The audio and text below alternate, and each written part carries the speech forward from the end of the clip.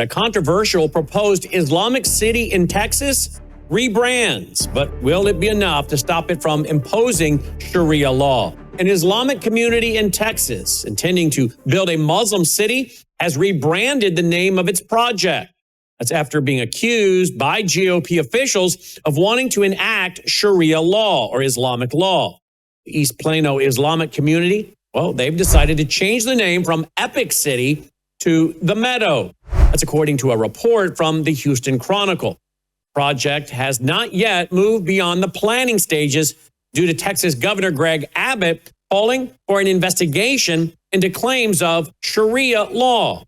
Officials, they launched the investigation into Epic City, and that was after an American Muslim scholar by the name of Shakir said in a now deleted YouTube video that the city would be a, quote, beautiful example of what Islam is all about, right in the heart of America, right in the heart of Texas, end quote, and, quote, a sign that our community has arrived, end quote. It has since been revealed that the community's imam, Yasser Qadi, has a history of calling for the execution of gay people and adulterers, as well as expressing hatred of Jews. That's what the Daily Mail reported. Well, we tried warning the country about Yasser Qadi. Not many people wanted to pay attention. Those of you who did, well, thank you. You were ahead of the curve. Well, now the world and much of America is becoming introduced now to Yasser Qadi. And like always, it's going to probably be a day late and a dollar short. But we tried warning folks about Yasser Qadi many years ago. And again, the biggest backlash came from so-called evangelical Christians who wanted to defend the interfaith dialogue, which is one of the leading goals of Muslim Brotherhood. One of their leading scholars, Syed Qutb, said that Muslim Brotherhood's agenda of interfaith dialogue is a one-way bridge to bring the non-Muslim to their side, not the other way around. Well, now Texas is learning the hard way about Yasser Qadi. And, well, the case involving Qadi, well, it is causing many to be concerned about the growing population of the Islamic community in Texas and whether their views are compatible with U.S. laws. And I would say from listening to Yasser Qadi for many years, the answer is a resounding no. But where are America's leaders? Where are some of the leaders I mentioned a while ago? Many of them seem to be, in my opinion, now sitting in the tall grass. And yet we warned in 2017 that this was going to happen. And what would they do or what would they say when Islam grows to this point? Well, they're doing exactly what we thought they would do. Say like nothing and act like nothing happened. Reality is we know it happened. And we have all the Twitter feed and all the Twitter snapshots saved. We have the images, the pictures of all the vile things they were saying about us, attacking us for simply doing what is in the Bible. Have nothing to do with the unfruitful works of darkness, but rather expose it. The Bible also warns, beware of the men who've risen from within to draw away the disciples after themselves. So those folks we were being attacked by now all of a sudden are quiet. Why? Why are they so afraid to talk now? I sure had plenty to say back then. The lesson is simply this, and I certainly have started my Worldview commentary early tonight. When America is finally captured by the Islamists, and I believe that's going to happen, it's well underway, and there's very little resistance, you can thank the so-called religious community and even so-called Bible-believing organizations, churches, and ministries for helping to take down America. But perhaps that's the goal. Maybe that's even what God's giving the country over to. After all, apparently judgment starts first in the house of the Lord. A powerful Canadian pro-euthanasia lobbying group, one that enjoys full charity status from the government, is now openly campaigning for so-called mature minors to be euthanized under the state-backed assisted suicide program. The group, called Dying with Dignity Canada, is using its tax advantage position to pressure lawmakers to expand the country's already out-of-control medical assistance in dying or MAID. That's their program, and they want to include children.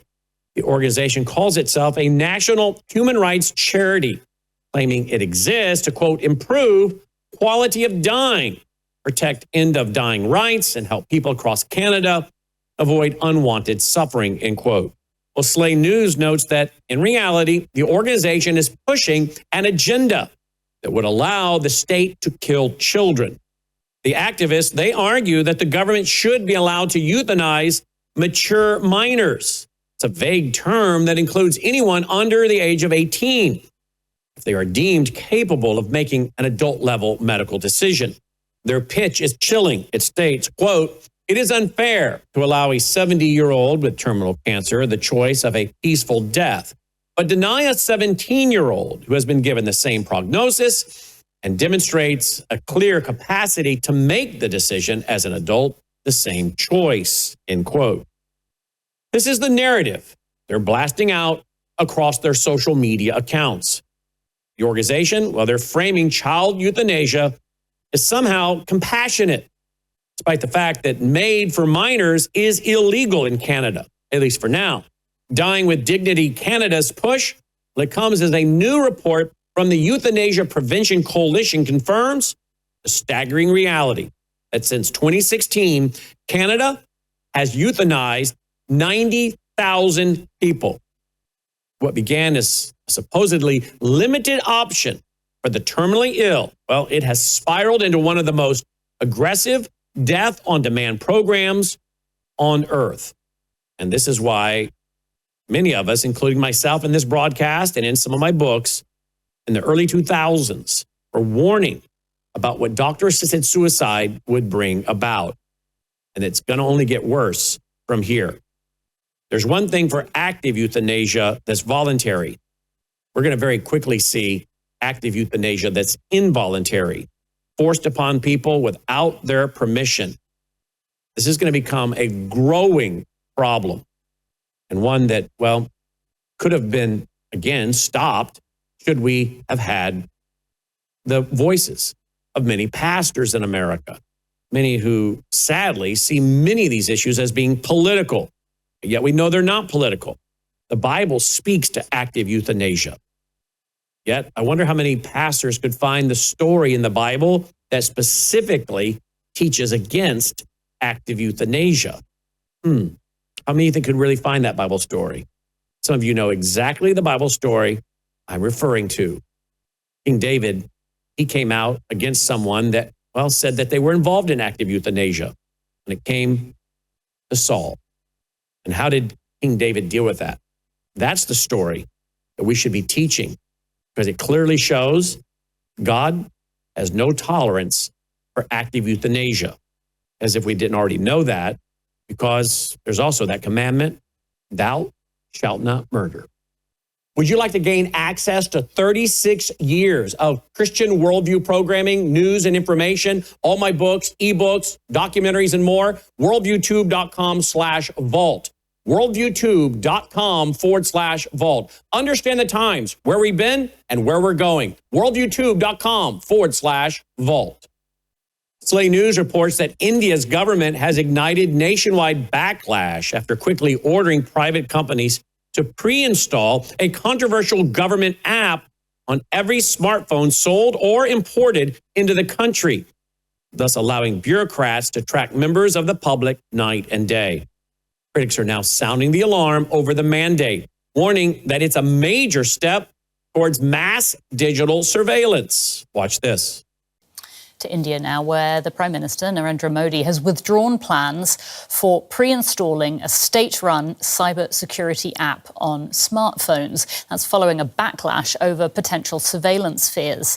India's government had previously ordered smartphone makers, including Apple, who had been preparing a legal challenge, to pre-install an app which it claims would track and block stolen phones. The move sparked widespread criticism, with political rivals and privacy advocates highlighting the risk of state surveillance. The withdrawal marks a rare policy reversal for Modi's government. The order sent out last week gave companies 90 days to ensure the government app was pre-installed on all mobile handsets that are manufactured or imported for use in India. Officials claim that the requirement was designed to identify and report acts that may endanger telecom cybersecurity. Well, on Tuesday, the government shifted its justification, saying the app is supposedly meant to curb crime, including phone theft, smuggling, and rampant call center fraud inside India and abroad. But the government, they encountered a major problem, and the public refused to believe the pitch. The moment Reuters exposed the order, the uproar exploded online, especially among critics of the prime minister, who increasingly is promoting a technocratic government. The leader of India's Congress party, he sounded the alarm immediately, calling the measure a snooping app and adding, quote, "There's a very fine line between reporting fraud and seeing what every citizen of India is doing on their phone," end quote. The app can track phones in real time. And the political party, his name is Gandhi, he, along with a growing list of opposition leaders, well, they warned it could easily become a tool for mass surveillance under the guise of cybersecurity. By midday, Tuesday, officials suddenly tried to reverse course. The country's communications minister, he insisted that the app was always optional. Quote, "This app exists to protect them from fraud and theft. If you don't wish to register, you shouldn't register and can remove it at any time," end quote. But digital policy experts, they immediately called foul, noting that the original order explicitly required the app to be installed at the operating system level by Apple, Samsung, and other phone makers. Privacy experts, well, they issued chilling warnings. One of the Internet Freedom Foundation groups explained, quote, "When the government forces special app, special powers onto every new phone, it is effectively putting its own lock inside your house. You lock your front door because you are entitled to safety and privacy. Asking for safeguards and limits is about making sure state power is accountable," end quote.